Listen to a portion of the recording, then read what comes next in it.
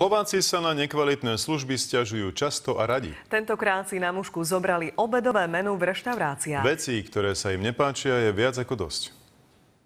Neochotní čašníci, špinavý príbor alebo slabá ponuka. To je len zlomok toho, čo Slovákom v reštauráciách vadí. Asi kvalita toho jedla ako takého a v porovnaní priemer cena a kvalita toho jedla.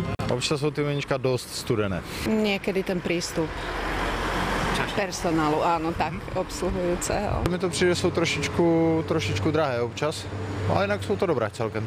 Kvalitu obedových menu hodnotili cez mobilnú aplikáciu tisícky Slovákov, no a vyzerá to tak, že z našinca sa pomaly stáva náročný konzument. Výsledky prieskumu dokonca zaskočili aj jeho tvorcov. Prekvapilo nás, že ľuďom, alebo teda Slovákom na tých obedových menu nevadí až tak povedzme cena. O mnoho viac im vadí, že to jedlo je studené, že sú tie porcie malé, alebo že sú bez chuti. Slováci sa už vraj naučili, že za dobré jedlo si treba priplatiť. Aj profesionálny kuchár hovorí, že za málo peňazí veľa muziky nemôžeme očakávať. Tak ideálna cena je od tých 5 eur a vyššie, hej.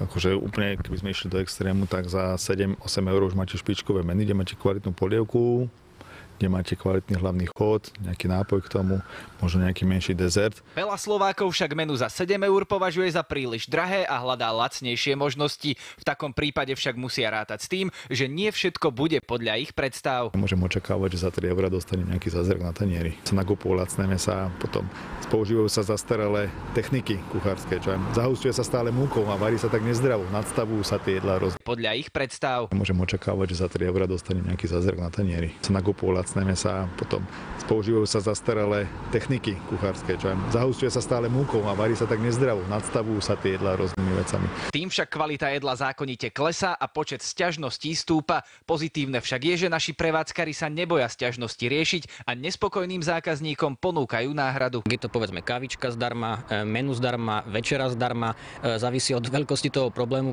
na ktorý sa zákazník sťažuje. Martin Petro, televízia Markíza.